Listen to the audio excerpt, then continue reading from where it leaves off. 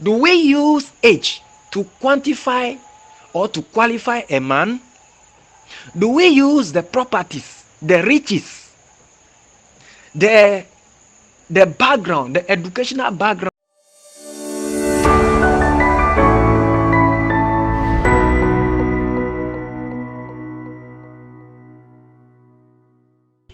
Brethren, we thank God and we bless the Lord for giving us another day for us to meet again on this platform. Once again, it's your humble brother Francis. Now, quickly, in case you want to contact me privately, my number is 0241749325. We want to look at the topic marriage.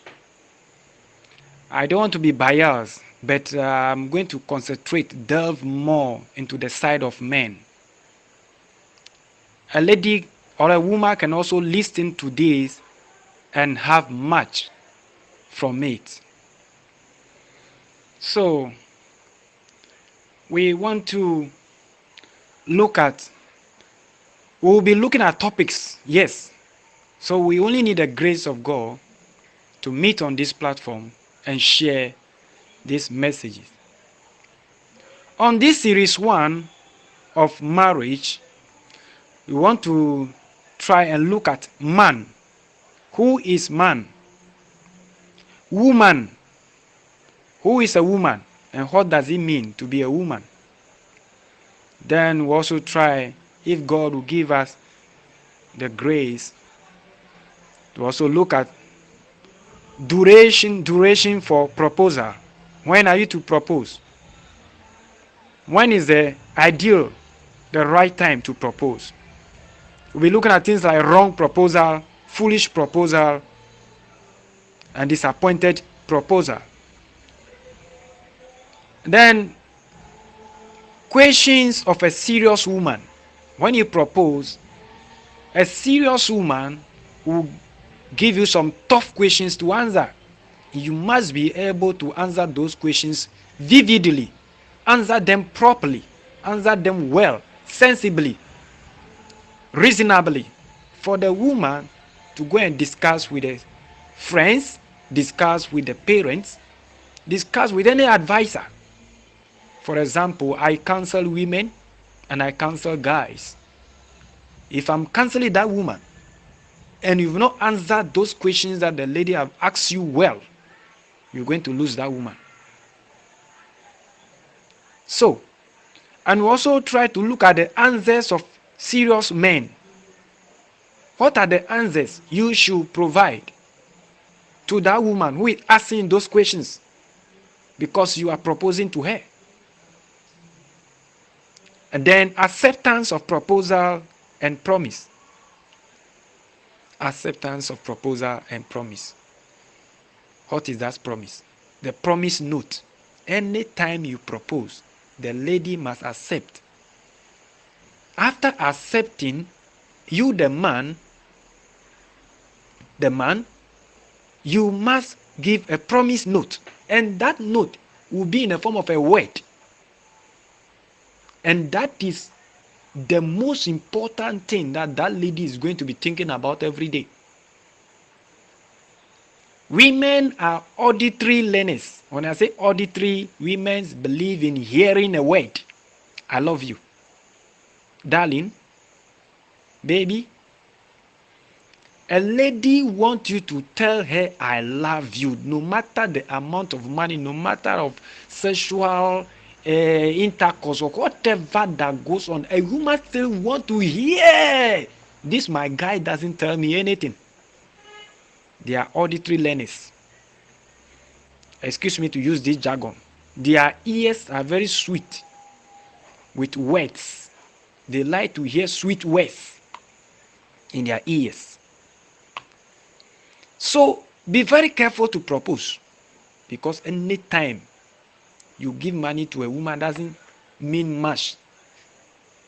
But when you speak a word of love to a woman, it's very important. Then also we'll be looking at courtship, the types of courtship, pre, pre-proposal courtship. Before you propose to the person, there will be some kind of intimacy. How should it be? Which level should it reach? That's what we call pre-proposal courtship. Then we have post-proposal courtship. Courtship is when you come closer, understudy each other to know the various character, aspirations, philosophy of each other.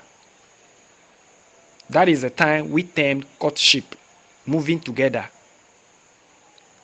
And then we'll look at the numerology of marriage. Gematria, we mean using numbers. For example, 1 plus 1 is 2, but in marriage is 1. What does it mean? What does it mean to be 2 in marriage? That is what we call numerology. Numbers, numerology, gematria.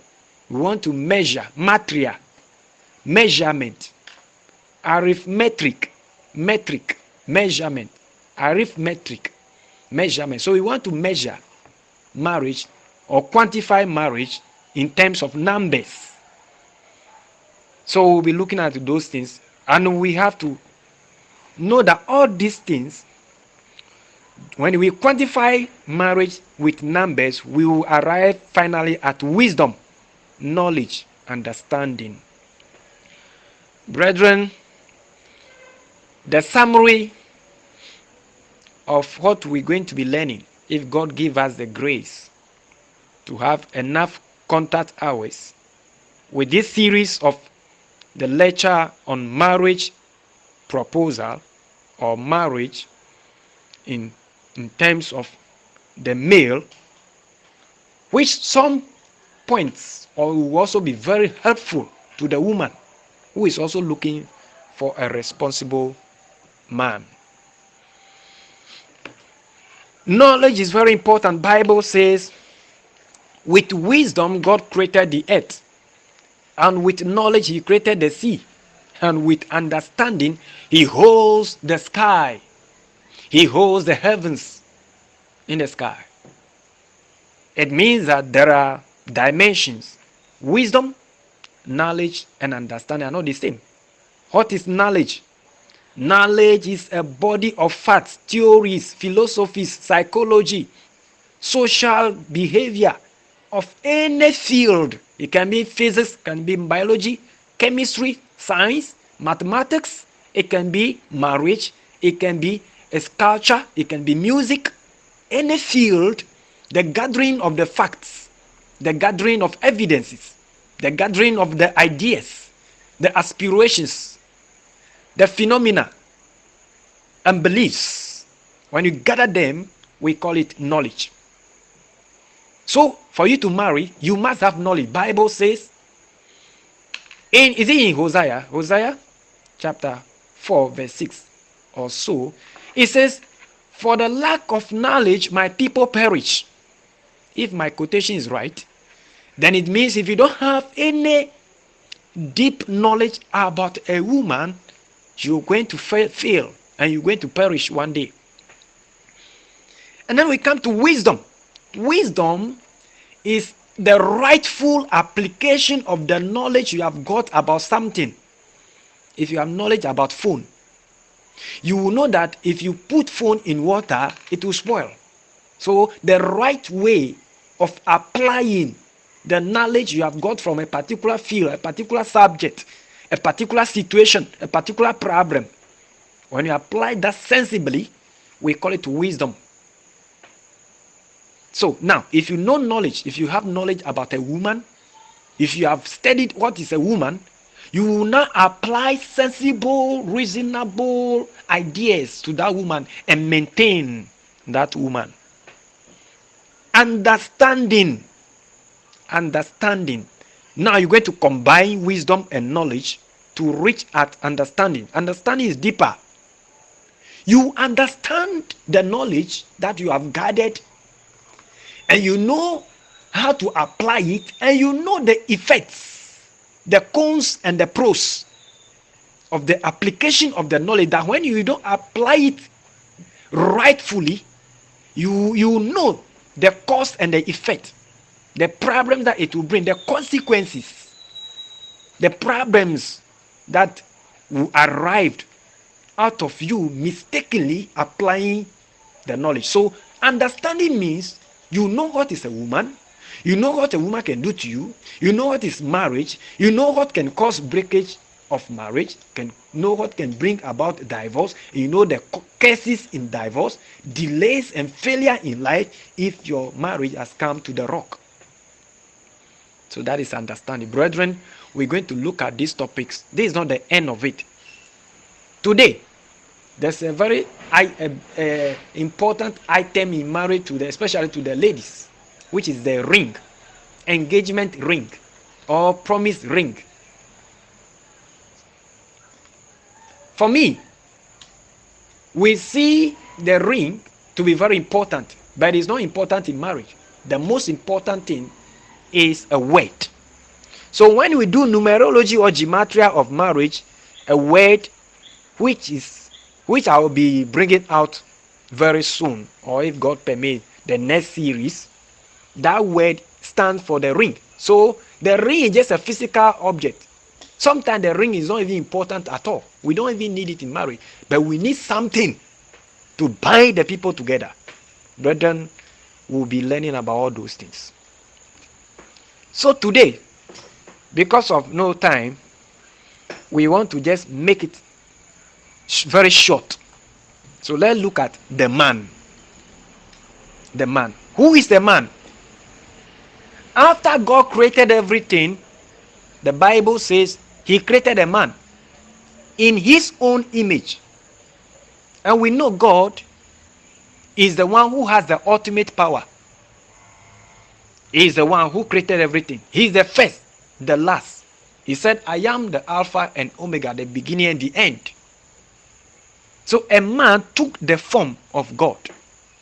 So who is a man? Do we use age to quantify or to qualify a man? Do we use the properties, the riches, the background, the educational background, the family background of somebody to say he's a man or a boy?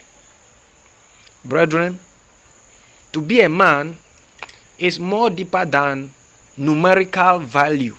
You can be old as Methuselah, but your speech, your depth of knowledge can limit you to be a boy.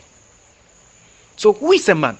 A man, excuse me, these definitions, I'm not looking into any book, but by the grace of God, as I've been counseling people for the past 4 to 5 years, and these things have been helping a lot of people, my definition in my own way of a man is somebody,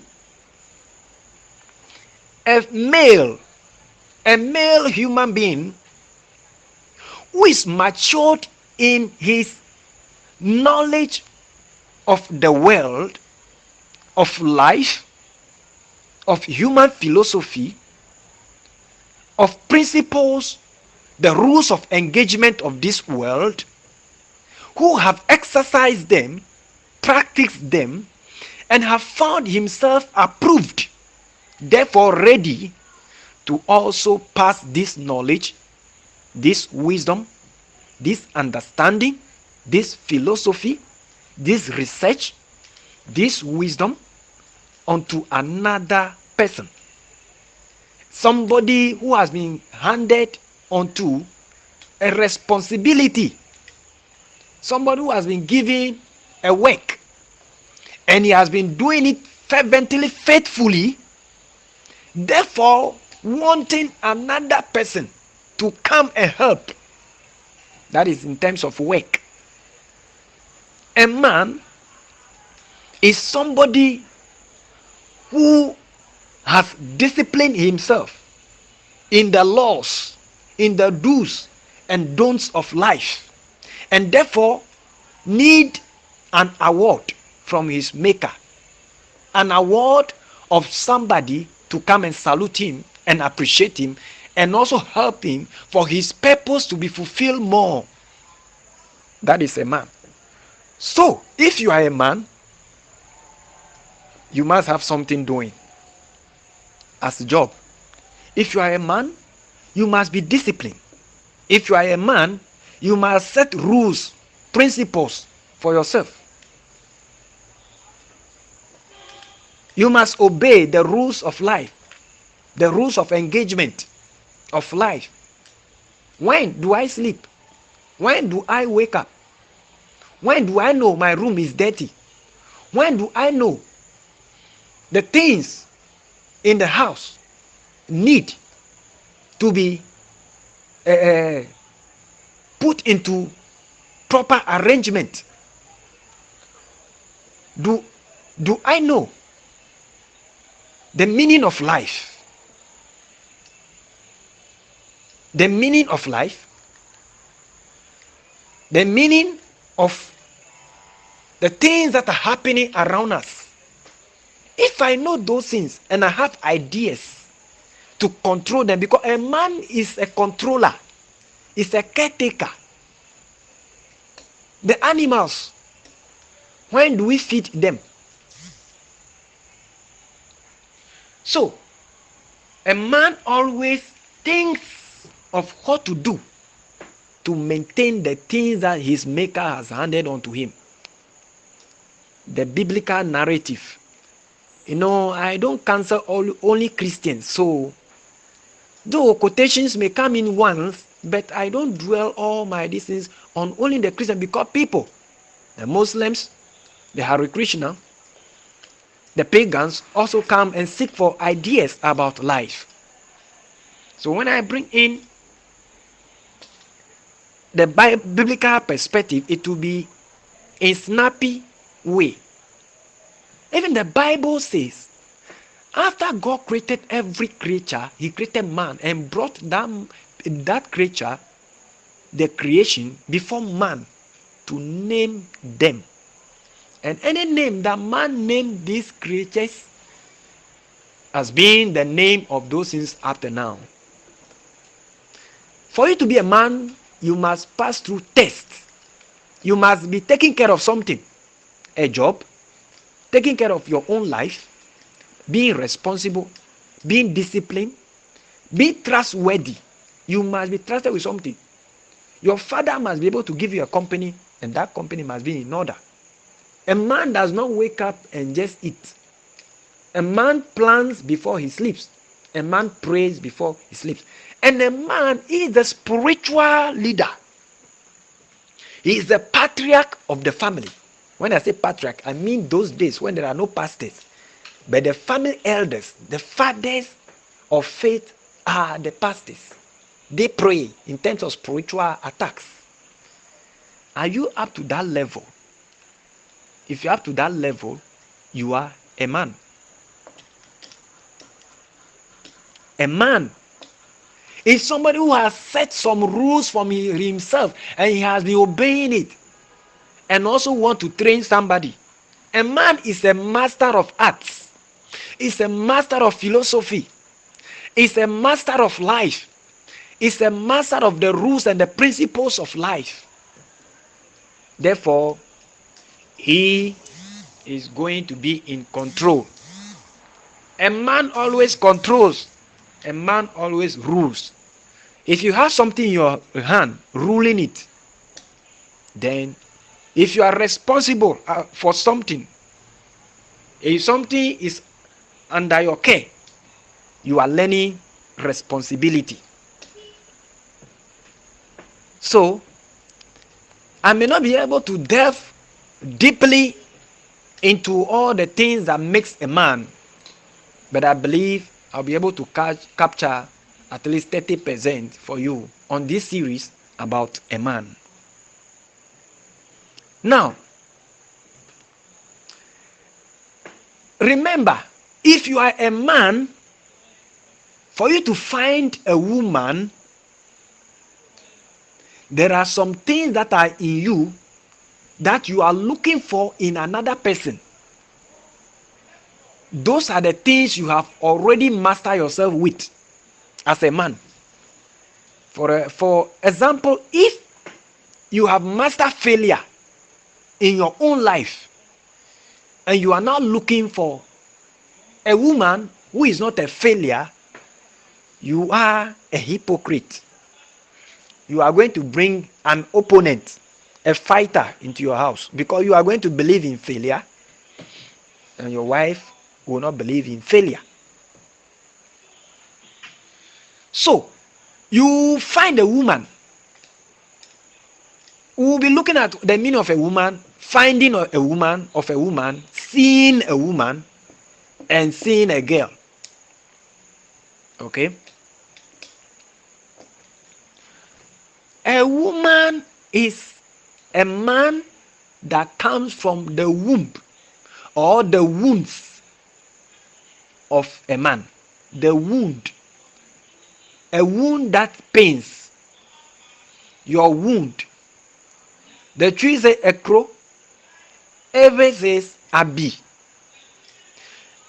If you had a wound that pains you and a man comes out of that, that is a woman.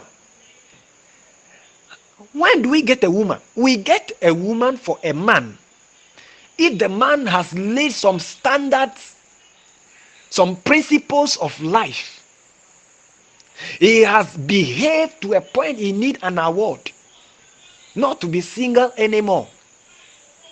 Now he will born somebody out of those pains, those lives he was living as a single life, a faithful life, not cheating. Then it is time for his maker to award him with another man, but it's a woman, somebody who come from his pains, come out from his wounds. If this person comes, is coming to unite with you, is coming to join you. This is why we have the gematria or the numerology of marriage. We all know that number 1 means unity. Number 2 means witness. If you have had a case, they will say, let your witness. If you apply for a loan, they will say witness to come and sign for you, right? That witness. Number 3, Trinity. Number 4, the world. Number 5, grace. Number 6, imperfect man or sinful man. Number 7, perfect man or perfection of God. Number 8, the beginning. Number 9, power. 9 months a child is conceived and is ready to be born. 9 months. That time the child is empowered to come out as a living being. Number 10 is responsibility. Up to any amount of numbers you want to measure. For example, number 13 is the number of Satan. You those who have gone into deeper knowledge of gematria, numerology, or meaning of codes and signs, you know that demons operate by codes and numbers. God also operates by codes and numbers in everything. So you can never forget the number 1 in marriage, number 2 in marriage, and number 3 in marriage. We'll be looking at all the number 1, number 2, number 3 in marriage. For the rest of them, if God permits, we may look at other numbers in marriage. Now, if you are ready to marry as a man, you will not want to marry, but you had the need to marry. That is the time you are ready to marry. The need is that you have something in your hand doing and need somebody to help you to do it. The need is that the level of your physiological maturity. Physiology means your nerves, your blood, your bones, your system is matured. Your cells are mature, reacting, feelings. Your physiological and your anatomical structure or developed body needs another partner, that is sexual desire. We are talking biologically or scientifically, that your body will reach a point when you feel like releasing a sexual burden from you. That time you need a woman. You need a child. You are grown to take care of a child. You need a woman. You need companionship. Somebody to be your friend, your best friend. When you are crying, she'll cry with you. When you are happy, she'll be happy with you. Share your problems with. You need that person.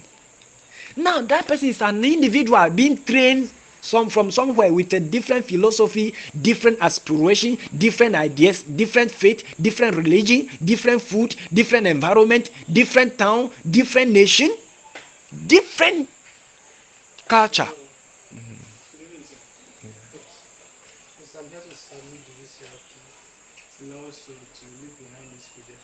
Okay.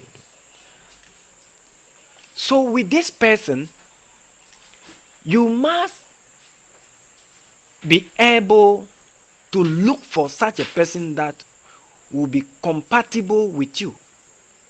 When I say compatibility, I mean, can the two of you stay together?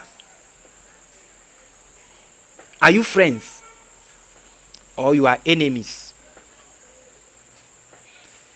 All the qualities, the aspirations, the philosophies, your beliefs, the things that you'll be looking for, are they deposited in that person? Now, the formula is 1 plus 1, which is supposed to be 2, should be 1. Okay? So, one individual, another individual coming together, and now one. That is what we call number 1, meaning unity. Then number 2, witness. Before proposal, you must be 2 witnesses to each other's character, each other's behavior, philosophy, feelings, willpower, likes, dislikes, all those things. You are 2 individuals. Okay. Excuse me, yes, sir. A lecturer will be coming for the project at tomorrow 6 a.m. for lectures. And may I ask if you could ask him to sign it back so that we'll be using it for meeting on Sunday. Today or tomorrow? Tomorrow. He'll be coming to you tomorrow, and we'll be also using on Sunday. Thank you very much. So, sorry for the interruption. Let's continue.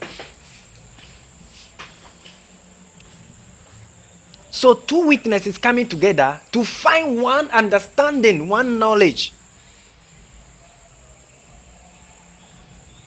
So 2 means 2 individuals. Witness. I want to witness what you are. The principles you have set for yourself. I want to study you. And know the things you believe in, the things you don't like, the things you like, your anger, your temperament, the way you laugh, the way you walk, the way you talk, the way you dress, the way you wash your things, the way you bath, the way you make your room nice, dirty, the way, anything at all. What you believe in, I want to come and learn from you, study from you. That is number 2 in marriage. Witnesses. I want to witness. Now, the Trinity, or number 3 in marriage, is people who are seeing the 2 of you, also confirming that these people are the same. Your parents, your family, your pastors, your friends, your brothers, your sisters also will tell you secretly, this your woman is good. This your woman is not good. That is Trinity. The third. And Trinity means the completion of life. Trinity means the final witness, the confirmation from above, from divine point of view. That is Trinity. Number 4, That is the well. As you have been confirmed, I will not go into those ones. You know, you get the things of the well will have to witness and everything. So, by the grace of God, we may look at them at another time. But these three, 1, 2, 3. In marriage, 1 plus 1 is 1. In marriage, number 2 means two individuals with different surnames are coming together to have one surname. That is unity. You cannot be 1 plus 1. Two witnesses. You are 1. I am also 1. You come again and become 2. If you are 2 after marriage, that marriage there will be divorce. The man will say A, the woman will say B, because you are still different people. You are not the same.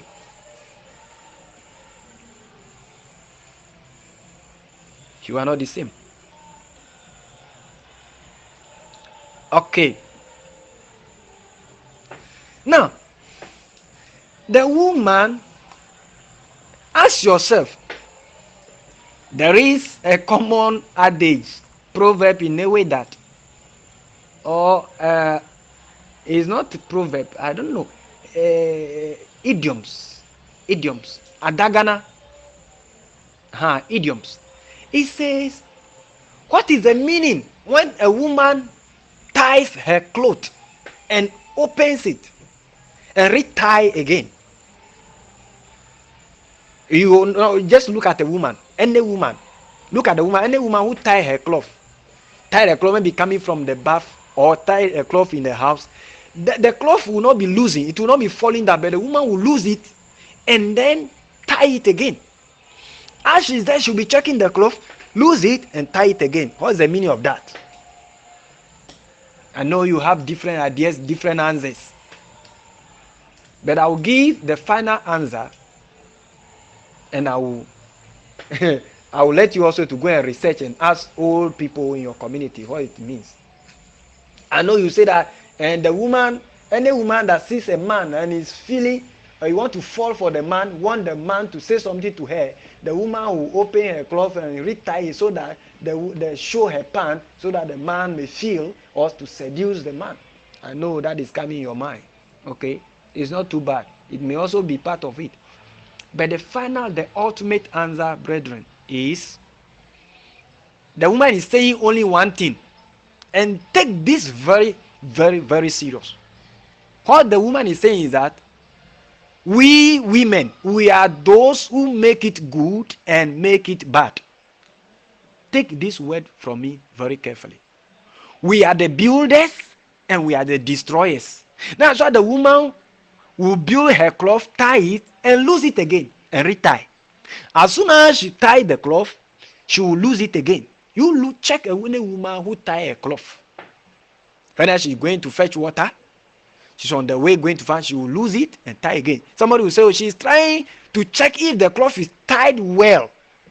But the idiomatic meaning, the proverbial meaning of it is that we are those who build the house and scatter the house again. In a way, we call it opofui okake. It is gathered, we have destroyed it again. We have gathered it and we have destroyed it again.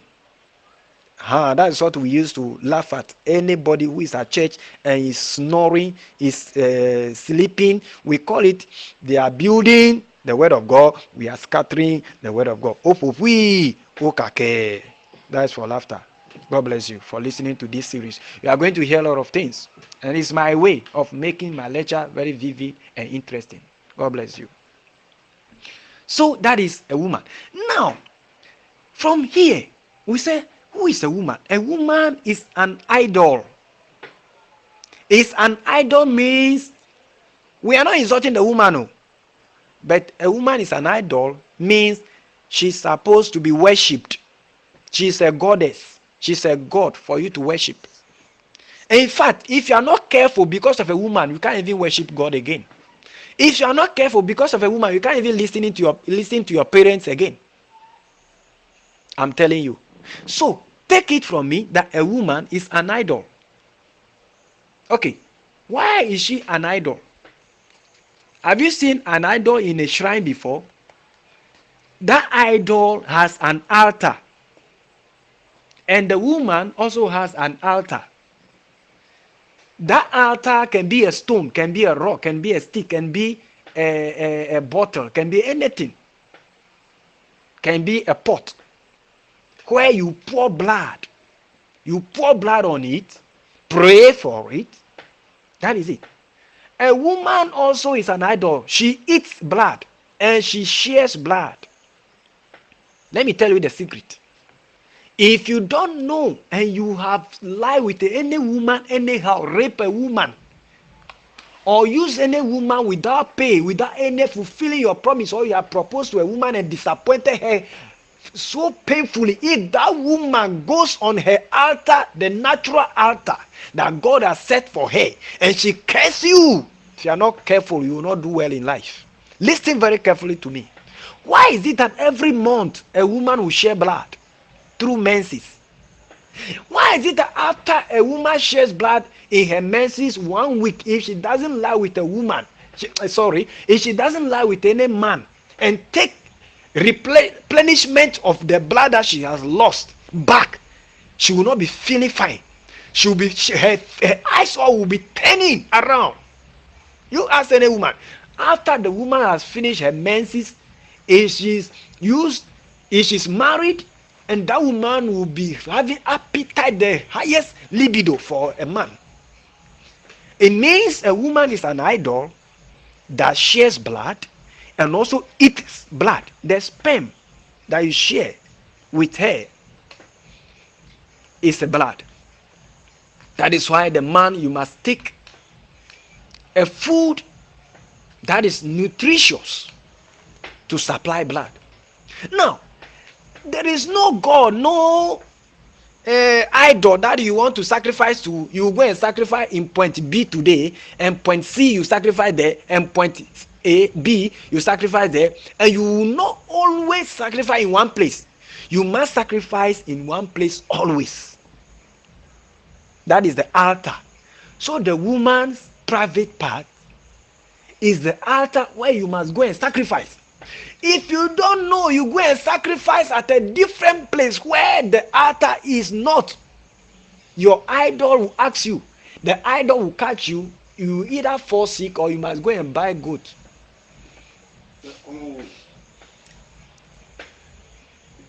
You must go and buy goat, schnapps, and pray and seek for forgiveness. So, likewise, a woman, when you marry a woman, you are going to continue sacrificing on that altar. You are never going to share that blood with another god or another woman. You are not going to sleep with another woman. You must maintain that sleeping with only that woman. If you disappoint, you have taken an oath and you have married and you go and share that blood with a different idol, a curse will come on you directly from your maker, from your God.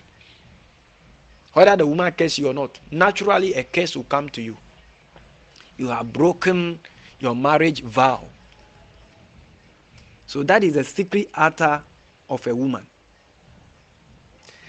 Now, you must pay an allegiance. You must swear an oath. You must promise a vow during marriage. That thing we say, there is a deeper saying in the spiritual realm than what we say with our mouth. Brethren, if you want to do well in life, you have to make sure you find a woman and marry a woman and be faithful in that marriage. Otherwise, your life will be useless. So, a woman salutes a master. Yes, my Lord. Yes, Daddy. Yes, our Father. Those are the words of a woman. He salutes a master. A woman is an apprentice, a humble apprentice that learned. Back to the Garden of Eden. Adam was given the instructions, the principles of the garden, the things to eat, the things to do, and the things not to do. So you can remember that when the woman came, the woman was not there before before God gave the instructions. But the woman is the one who came and broke the rules, the instructions of God. We will come there. Why women are very weak. We will look at all those things. Okay? By the grace of God.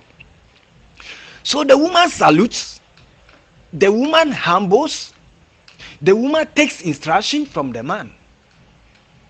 Always the man is as if he's in total control, like the way God is controlling the whole universe.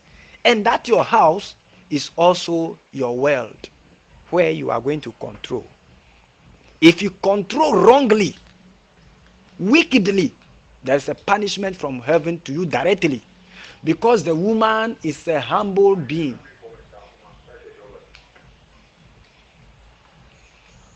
The woman, God make the woman like a dove, a harmless being. So most of the things that you are going to be doing to offend the woman are not going to be punished by her herself, but God himself will be punishing you because of that woman. All right, now let's look at proposal. What is proposal? You all know it. We all know it. A petition full of your aspiration, your philosophy, your life, your needs, your wants, all onto a woman to look into it. If she buys the idea, she should accept it and come to you, and you become one. That is my own definition. Oh, that is a proposal.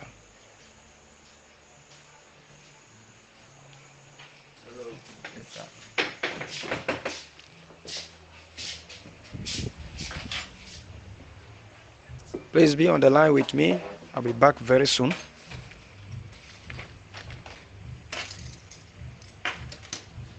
Which one?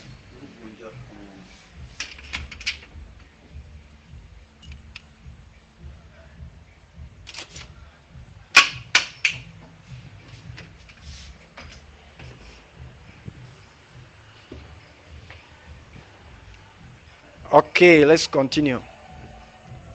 The proposal. When? What is the duration of friendship before proposal? I told you earlier on that we have pre-proposal courtship and post-proposal courtship.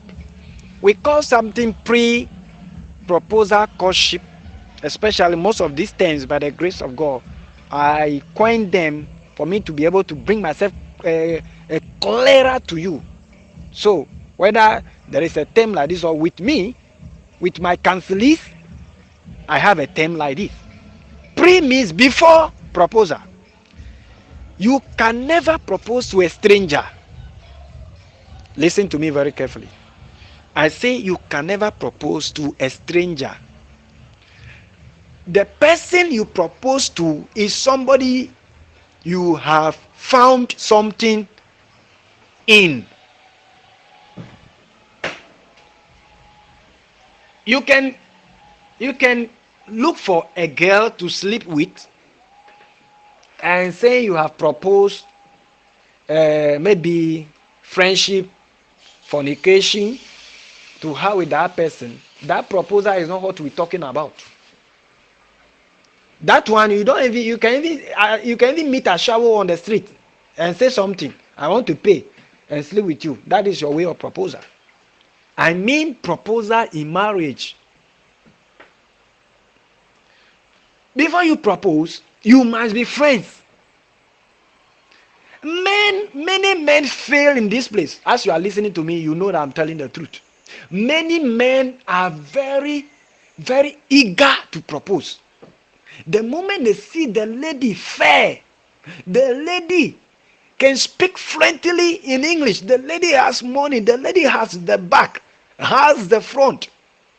They are rushing. As soon as she is a black beauty, they want to say something. And I tell you, never do that. Listen to me. Women's ears are very itchy. They have sweet ears. Pardon me. To hear a word from a man. As soon as you say that thing, she will take it very serious, thinking that you have made all your research about her. So the proposal is proposal courtship. Pre-proposal courtship means friendship, to be very close before I propose to you. Are you working in the same place? Are you in the same house? Do you normally meet when you are on trip? When you are in church?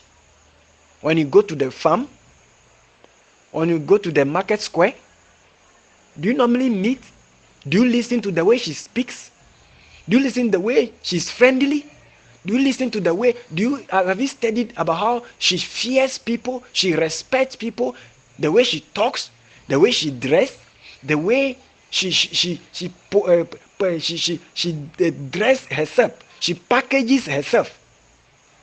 Do you know those are the public life? But if you are closer to her, do you discuss past histories, past situations, things that she went through?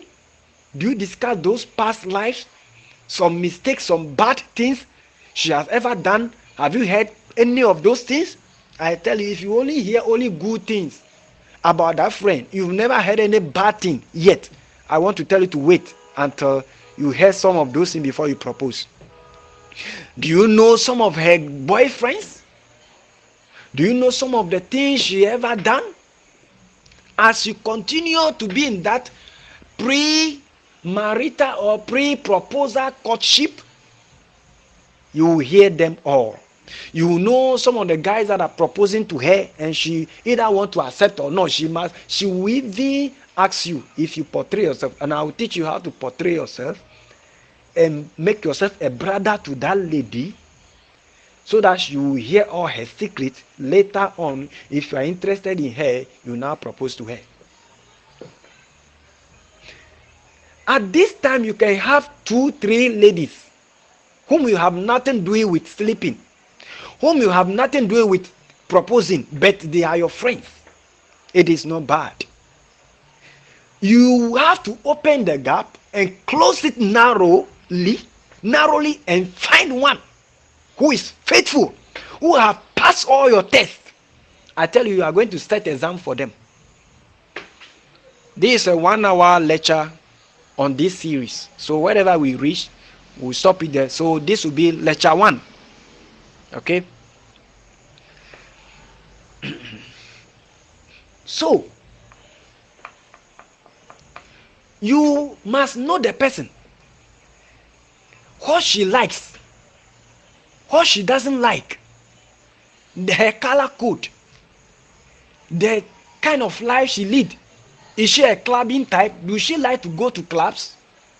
Do she like to go in the night, out in the night, outing one? Is she a Bible studies one?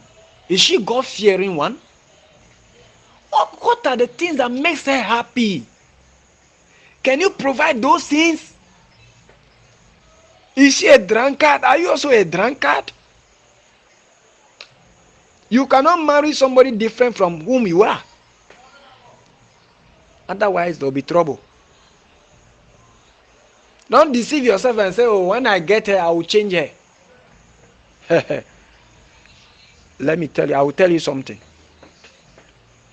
Though you may change, but I tell you, very dangerous.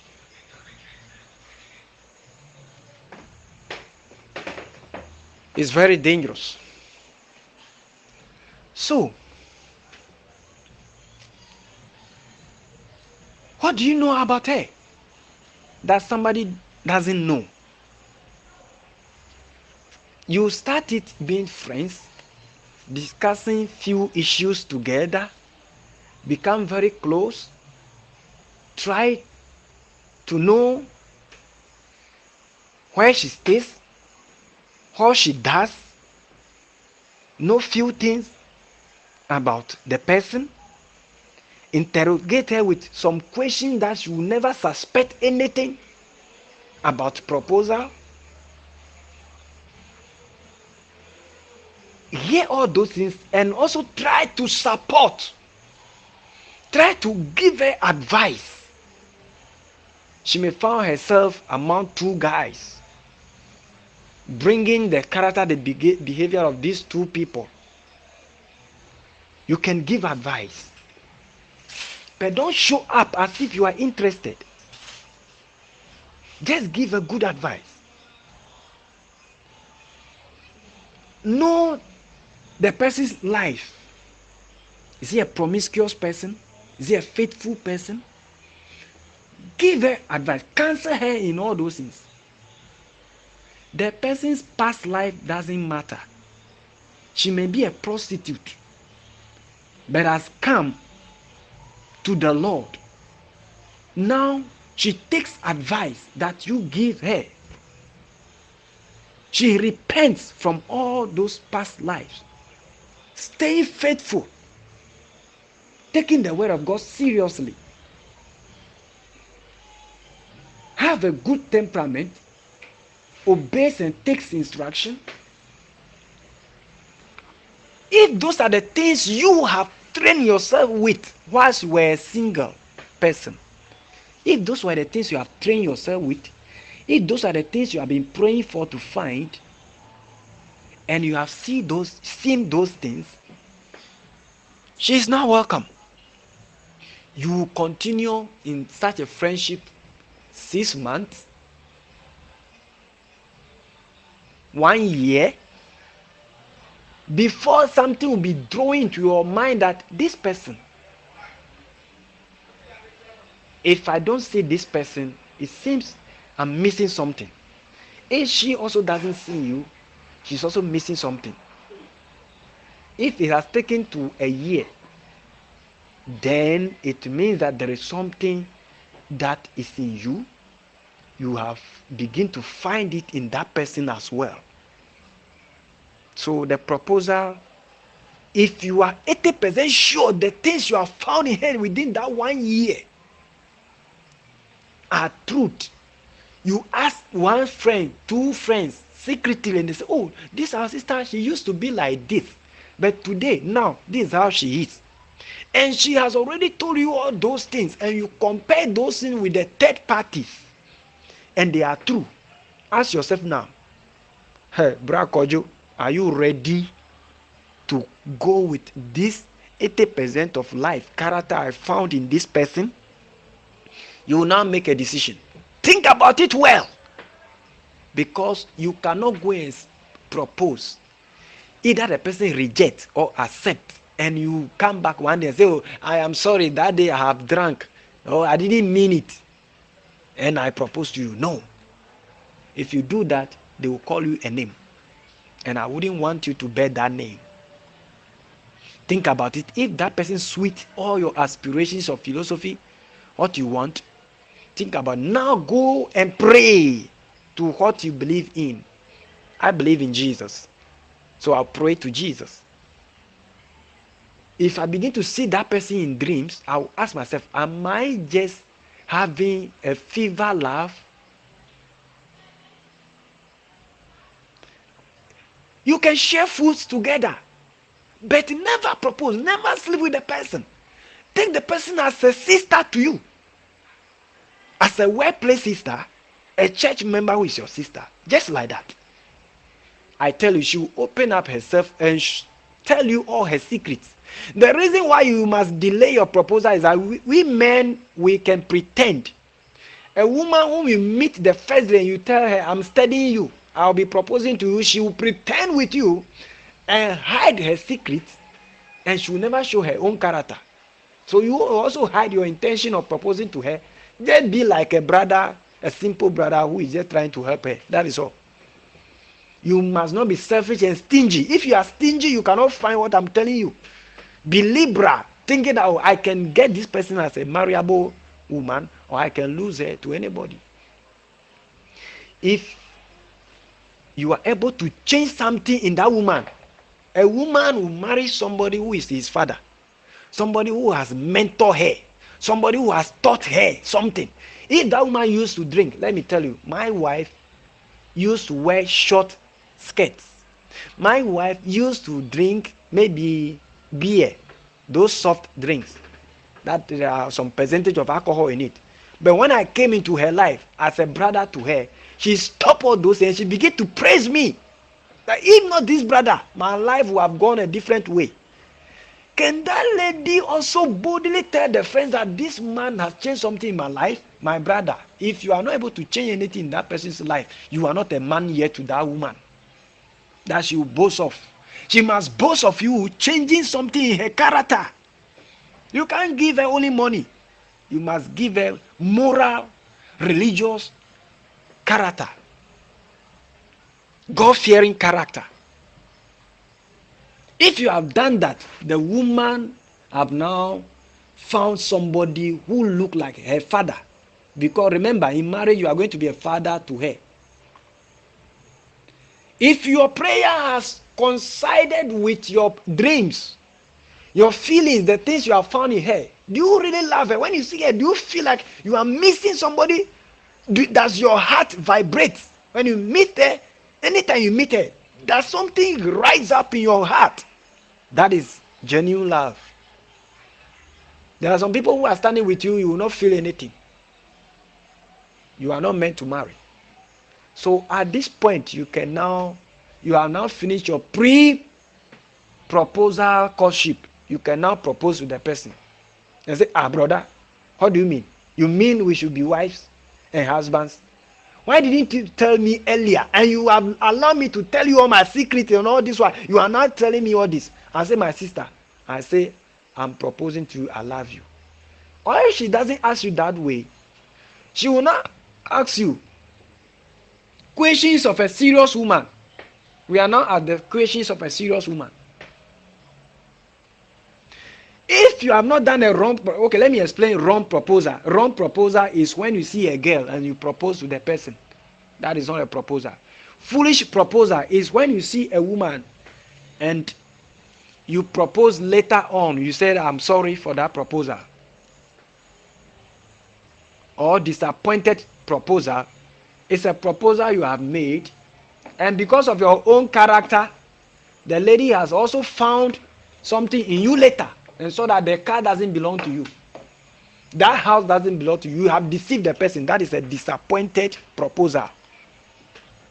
So we have wrong proposal, foolish proposal, and disappointed proposal. I say wrong proposal is proposing to a girl who will definitely marry, she will not marry you. That proposal is not needed, it's wrong. Number two, foolish proposal, a proposal that you have made and later on you have now seen, oh, I was stupid, I've not found the person, I just see the person, a woman, I've not taken serious steps into the proposal, I've not found any character, anything good, I was rushing, I rushed, I was in haste. That is foolish proposal.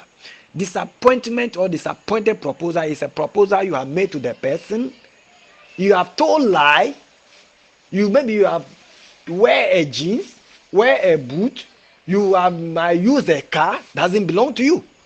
And later on, the lady also made a research and found out you are a liar. So she disappointed you. That's a disappointed proposal. Or the lady also tried to be a hypocrite and deceive you with different things. And you couldn't open your eyes to research from other sides of her, and you have proposed. Now you have gone home, you heard that the lady is having one child, you are disappointed, so you also disappoint that woman based on the lie she told. There is no need of lie. You those who have children, tell them you have one child, two children. If you have lied with two women in your life before, tell them. Don't hide it. I will want a reply, questions from this lecture one. After I'm able, by the grace of God, we settle all other questions that may be coming from you. I know. We settle them before I'll give lecture two. So, prepare your questions after listening to this lecture 1 or this series 1.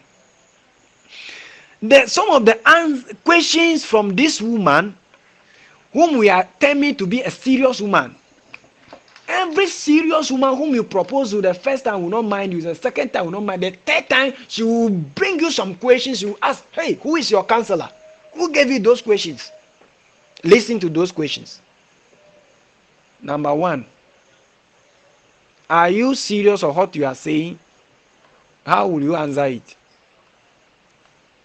What shows that you are serious with what you are saying? How will you answer it? If you have said what shows, and you must tell why you are proposing to her. Is she the only woman in the world? What have you found? What peculiar thing have you seen? When you see her, how do you feel? Is it her color? Is it her buttocks? Is it her breast? Is it the way she dressed half naked, or the way she speaks, or her height? What has God told you about her? Don't go and use God's name anyhow, by heart, and say anything. God told me you are my wife. No, don't tell lie. If you have found some good character, and say them. And if you have had a dream to say, oh, even I had a dream about you twice, if it's true, tell only the truth. Work your homework. If the woman is serious for you, work your homework well. I know people use buttocks alone to marry. People use money alone to marry. People use color, beauty alone to marry. I tell you, that is not beauty. Beauty is internal character that is going to accept human beings into your home, that will accept your parents into your home. Blessed is a man who finds a woman who is beauty physically, also beauty internally. You are a blessed person. So those questions all shows that what you are saying, you are serious. Why me alone? All shows that these things you are saying tomorrow will not be the opposite. You must prove to her all those things. And the answers of a serious man, those answers will be based on the things you have went through. Maybe she has saved you from something. You have met many friends, but there's a particular thing that everybody have been praising her with. That, oh, this girl you can sing, oh, this girl your temperament is good, oh. If people do something, you quickly get annoyed, but you forgive. You go and ask, I'm sorry. You always like to say sorry. Oh, this girl, there must be something. When you mention, she herself must know that I have this character. Don't go and tell lie and say, oh, you have been doing it, but the person knows that I'm not of that type. You are a liar. If I'm a counselor to that lady, you will lose her. I'll make her to know her own qualities, the things that she has been doing, which she knows is good. You must spot those things out and tell her. Tell her 80% of her life as a prophet. Tell her you are like this, you like this, you are like this. This is the way you live. You don't keep hatred. You don't keep malice. You don't talk about people. You don't do. Bring those qualities in here. You are a courageous person. You don't fear. If you want to do something, you make sure you complete it. Let the lady know of those qualities in her. Now, acceptance of proposal. Has the lady accepted it? Has she denied you? If she accepted it, you must give her a promise note. That day, how are you going to give that promise note? As she's accepted your proposal, how do you show happiness, appreciation? You may jump in the air, run, and come back, and come and hold her. What do you say? Gifty? What do you say? You say you agree to me? Run, and jump, and come again. Oh! And come and surround her and hold her. Wow, you agree to me? I'm blessed. Show that appreciation. Show that appreciation. But I tell you, there are some women, they will not tell you I've accepted. They will just be looking at you, and they'll be coming closer to you. She has accepted, but she doesn't want to say with the mouth. They are not good at saying things, but they are good at hearing things. So most of them will not be able to tell you accepted. But everything that she's doing, then if you see that she has not said with her mouth, then you ask, can I promise you? She will tell you, go ahead and promise me. If really you have accepted my proposal, I promise that I will never do this to you in this time. And I will make sure I do this to you in this time. It will be a simple word. I will protect you. I will not let you down. I will let my family know that you are my queen. Just simple words. Those words are very important in terms of fight, in terms of any trouble, in terms of somebody comes to insult her. She will remember, Kojo said, I will never let you down. I will never disappoint you. That word is the ring, is the engagement ring. That lady is going to write that word down. Be remember. Anytime you say, look at you, look at the way you are treating me. When she resemble that, remember that word, and you've not kept that word, she will cry. Why are you crying? You told me that not do. Then you to quickly go on your knees and cry. You say, oh, I'm sorry for what I've done. That is your marriage ring. That is what is going to be keeping you together. It's not a physical ring that today, if the ladies don't get it today, they will never marry. And most of us counselors are not telling them the truth before they enter into marriage. We are deceiving them. May the Lord have mercy on us. So after the lady have accepted your proposal, you must also give a promise note. That note is very short. It can be a word or two words, or it can be a phrase or a sentence. Brethren, for us to continue again the next series, that will be post-proposal courtship. Post-proposal courtship. And then we'll delve deeply into wisdom, knowledge, understanding, numerology of marriage, as I've started number 1, number 2, number 3, what it means. By the grace of God, we'll continue to wherever the chance may permit us. And with all your questions that will be coming for this series 1, by the grace of God, I will have to answer them, address them amicably before we proceed to the next lecture 2. Once again, it's your humble brother Francis. The number is 0241749325. You can contact me privately for your own special counseling, not a group one. This one is a general group one. The Lord be with you. Thank you very much for listening to me today. May the Lord be with you. Bye-bye.